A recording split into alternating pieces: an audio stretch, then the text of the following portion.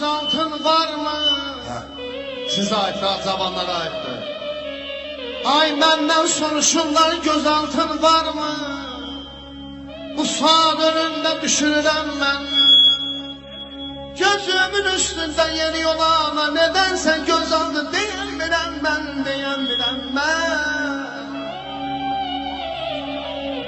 Bəxtəbər başına sen başım gün.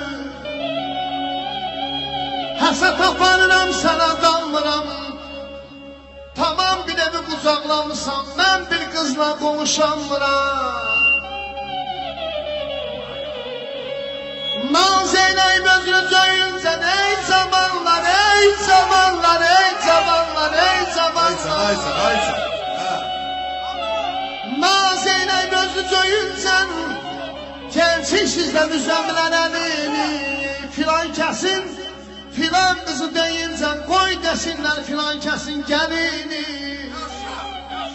Qazan olmasaydım ayırda, altına çırpı ataydım.